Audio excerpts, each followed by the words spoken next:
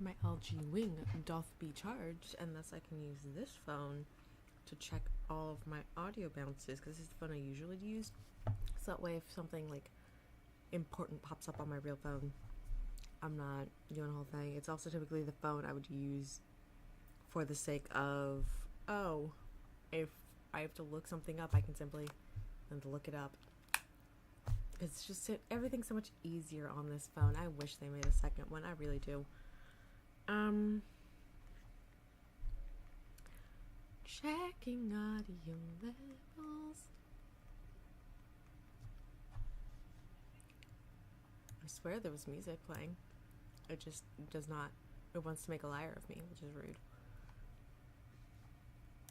Oh no, I didn't realize I was on the wrong screen. Tragedy. Tragedy strikes. Until my music is playing. What's going on? Why is not the music playing? Why is it not providing vibes for the stream? Okay. I think that's a good.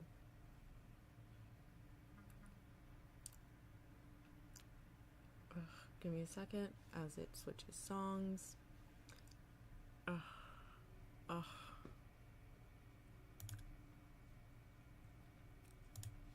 so you got spoilers of what my screens are. Just pretend you didn't see that, okay? So you didn't, just ignore it.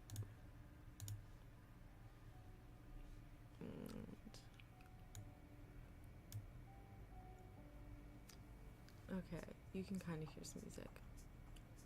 It's starting to happen.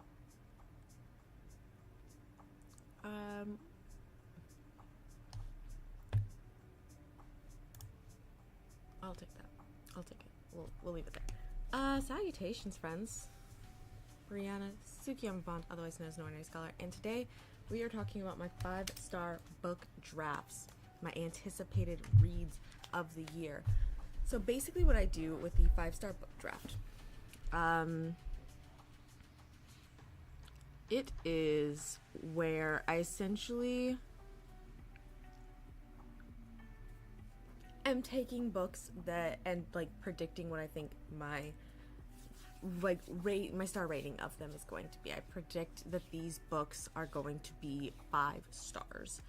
And the only real rules that I set for it are no rereads and no books that are continuations of a series. First book's fine. Anything after that, I feel like a series needs to be reviewed and critiqued and whatnot differently. A book in a series should be looked at differently than just a standalone type of book or even the first book of a series. But yeah, so this is so it's just books that I think are going to be 5 stars on a first read and a first look into the world, basically. And I have a horrible tendency as I start picking out new book news and as I start hearing about new releases or just different genres, different authors, stuff like that, my list can grow just a tish, just a smidgen. It can get a little bit bigger. I don't even have what the list. You'd have to look at my last 5-star book draft stream from earlier on in the year to find what my original list for 2023 was. I don't even know. Couldn't even find it. So this, I believe that's the screen you saw earlier, where this is all of the 5-star book draft picks that I picked in 2023. And granted, these aren't all of the books that I wanted to read in 2023, and I'll talk about that more in a little bit. But these are all books that I wanted to read that I thought were going to be 5 stars, and we got excited for them. And spoiler alert, we didn't touch most of these. I'm in general, I go into this knowing I'm not going to read all of the books that are on my 5-star book draft because I'm a slow reader. We don't accomplish that here.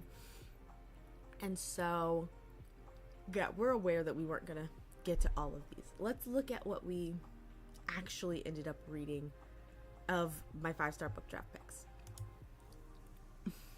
It's funny.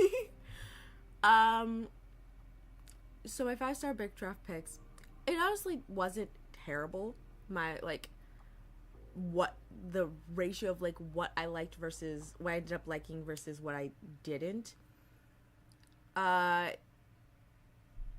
we've got Healer of the Water Monster, the Louisa Taker Survival Club, Something More, Monstrous, and A Tale of Hijinks and Honeydews.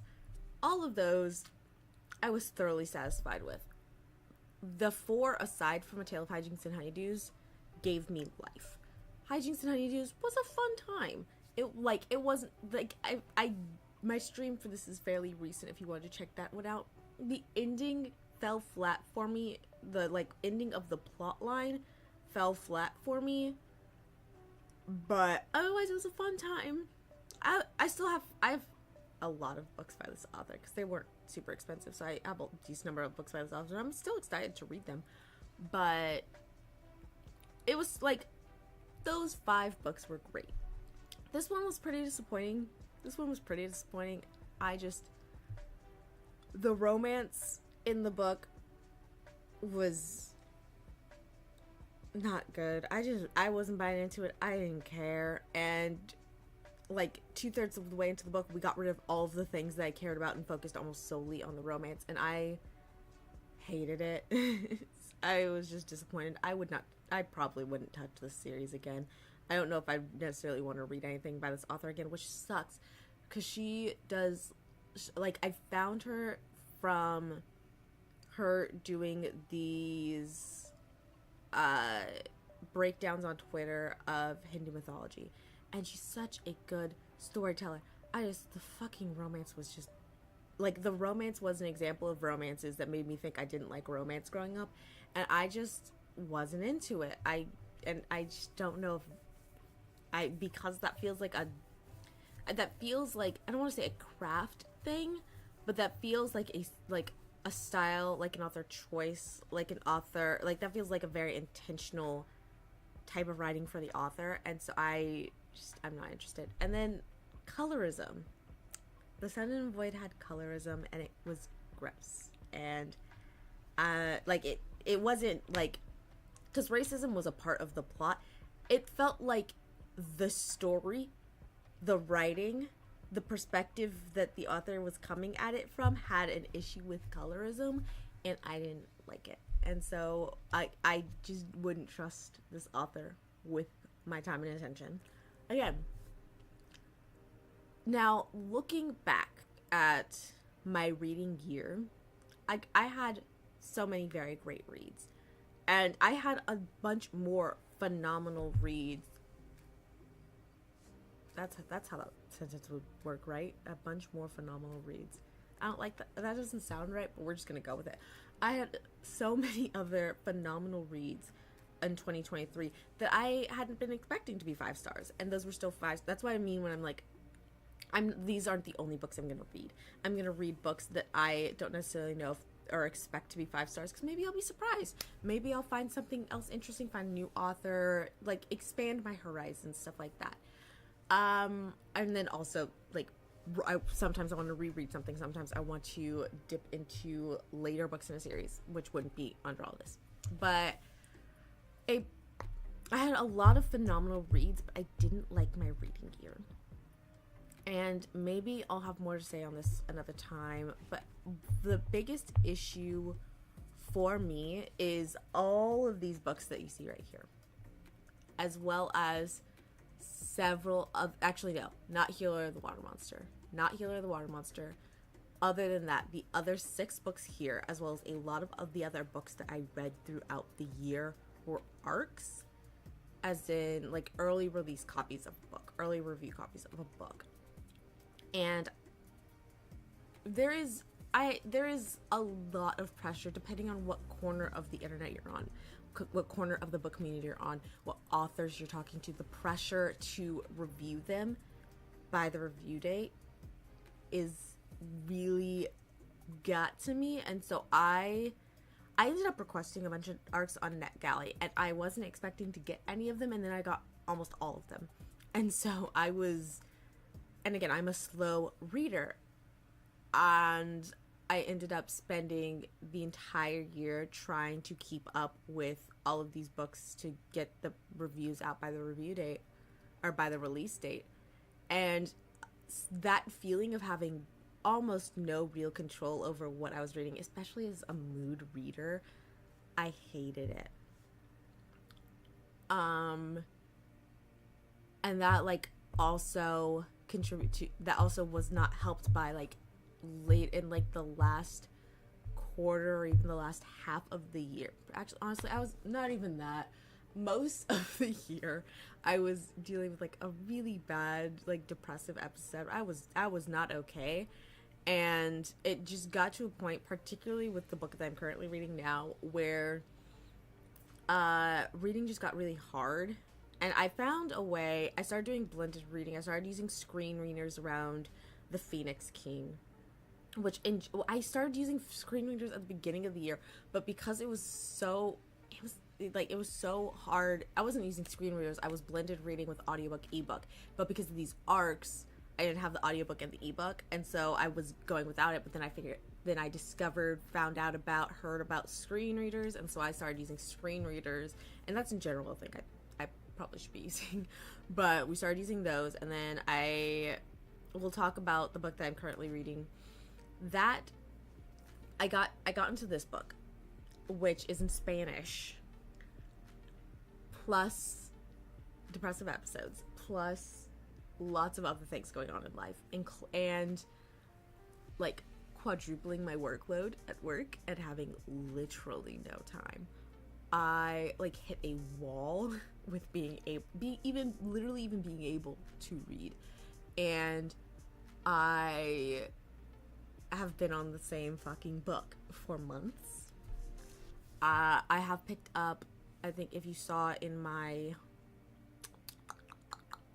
yearly wrap up, Moonlight Gardens, I picked up some web comics, but it's been a minute. It's been rough, and so all of this again, feeling like I have like no control with regards to my reading, was not great.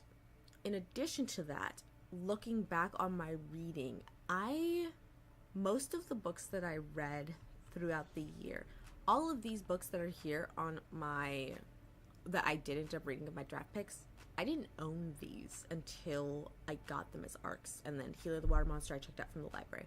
Let's even go back into this.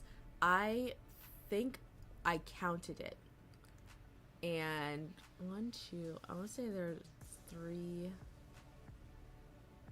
4.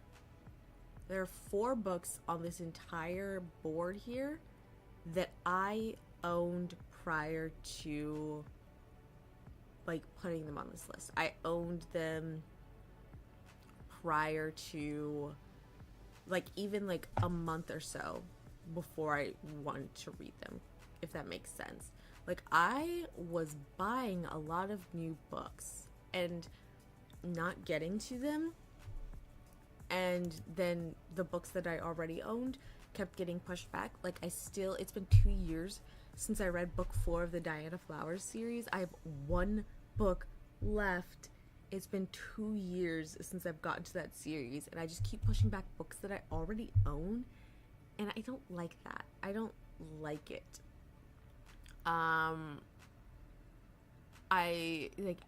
thing I want to do and be more intentional of as I go into this next year is to like be intentional about reading things that I already own, because like just doing that alone, I would instantly be reading a lot more indie books. Granted, I did read, because I was getting arcs from indies as well, so it's not like I was completely shunning indie authors this past year due to arcs. I was getting arcs from NetGalley, but I was also getting arcs from indie authors. But yeah, but still, reading just books that I already own would already put me at reading mostly indie authors, mostly authors of color, a decent amount of queer authors, and that's only skewed because the fucking All Black Book Affair and Stuff Your Kindle, those are events where you get like a shit ton of free Kindle books, but when you aggregate stuff like that, and it's not the queer isn't in the focus, in the header of the type of giveaway type of thing, then you're just gonna run into a lot of straight books. But I would immediately have a very diverse reading set if I just pick up the shit I already have been buying. And again, it's not like even these books weren't diverse. And again, it's not like I didn't read indie books, but it's like, why? I feel like I've wasted my money, their time, by accumulating these books and never touching them. And I don't want to start a whole thing, because I know that's kind of a big thing in the book community and book social media these days, the capitalistic nature of gathering books and whatnot.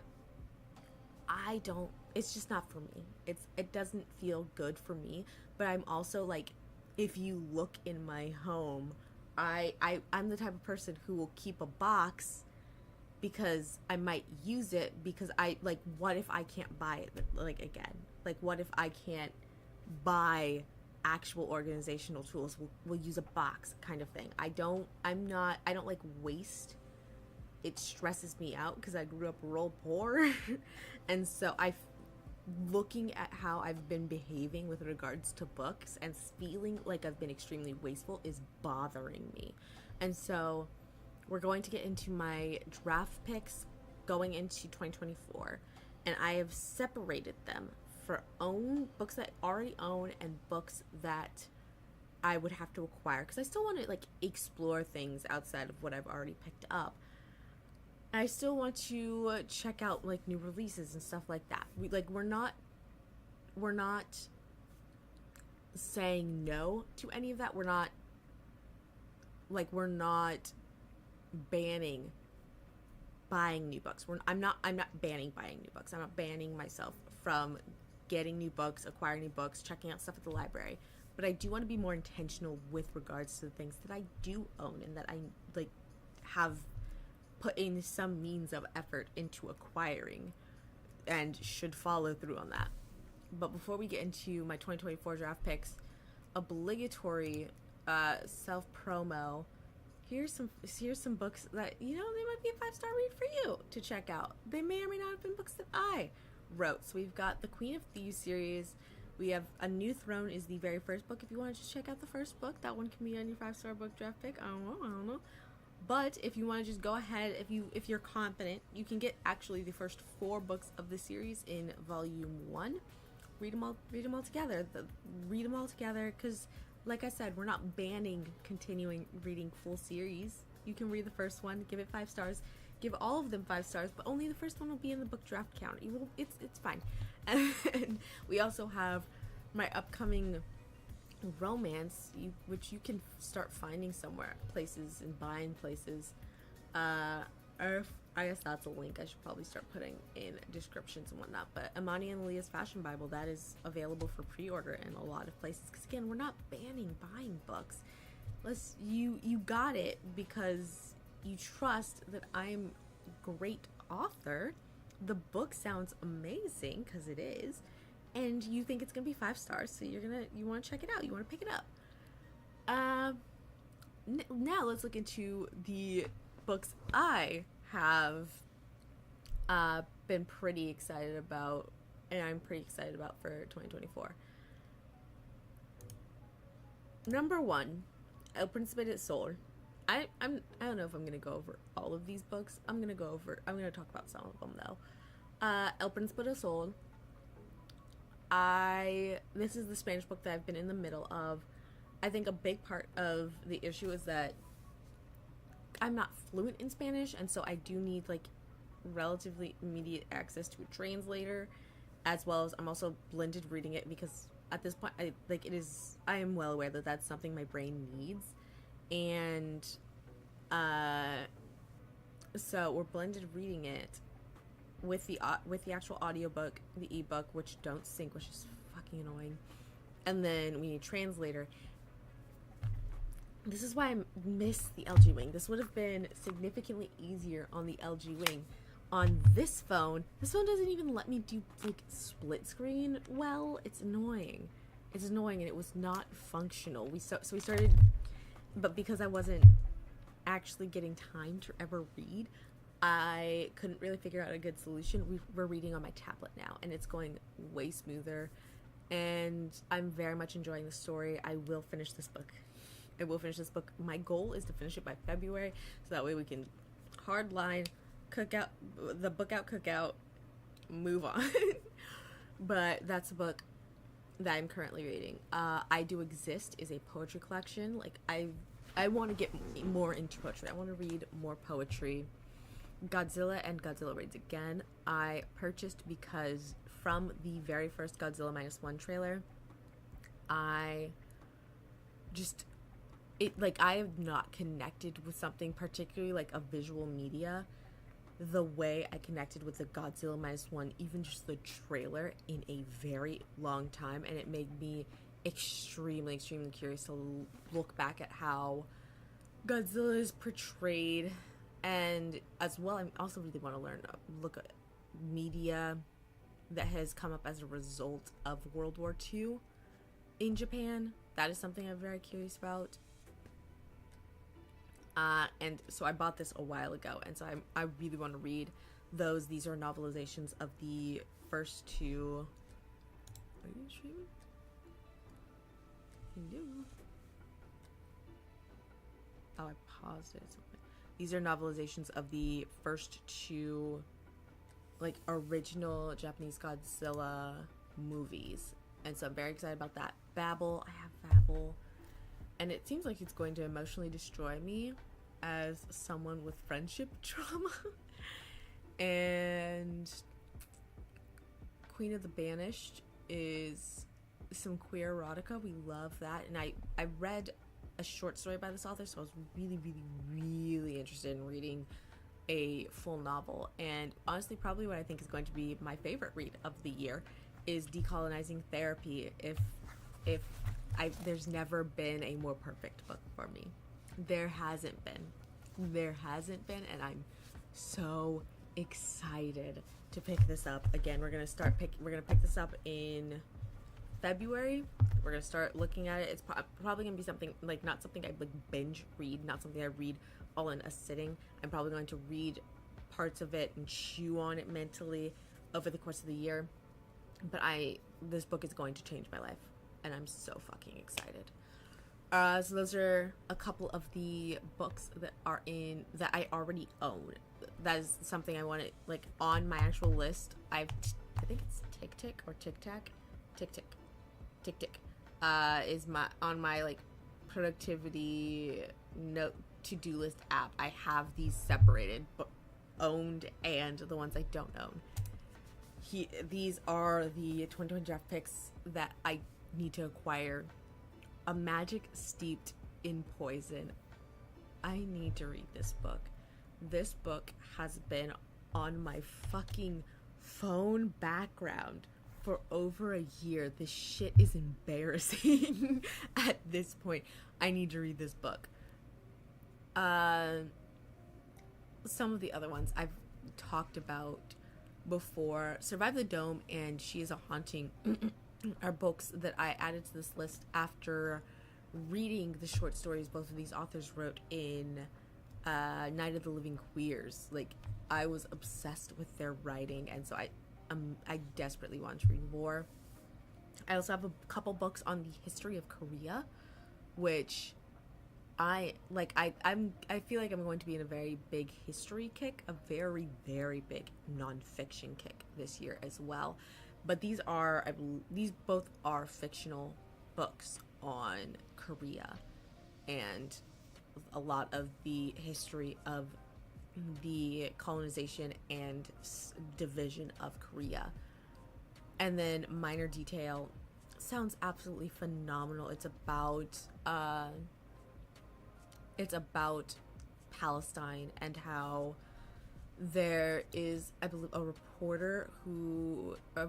journalist, a researcher who is studying Palestine and gets very invested in the story of this girl who is raped, but the rape is treated as a minor detail because of how dehumanizing war and genocide and colonization is. And so this reporter gets very, very invested in the story of this girl, and I'm so incredibly excited to read that. I believe I have it on hold at my library, but library holds stress me out so much.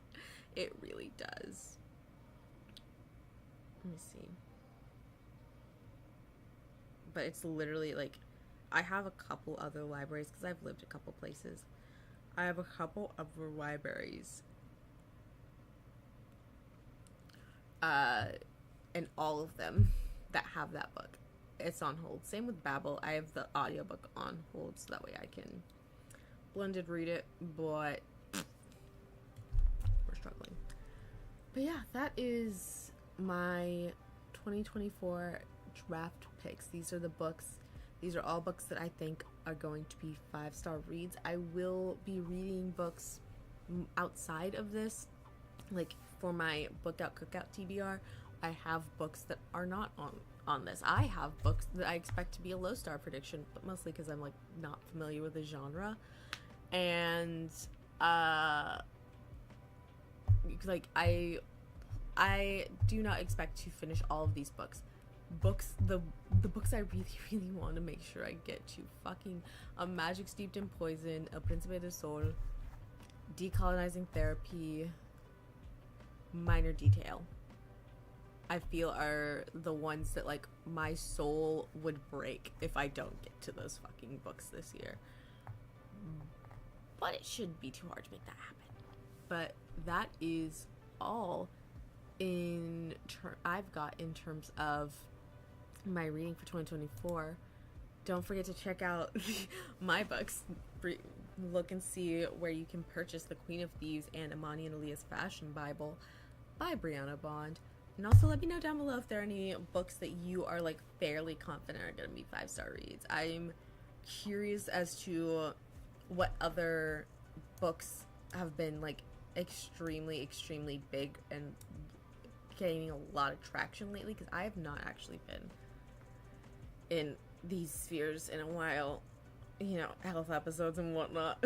But yeah, that's all from me. Thank you so much for watching, and until next time, Valedictions friends.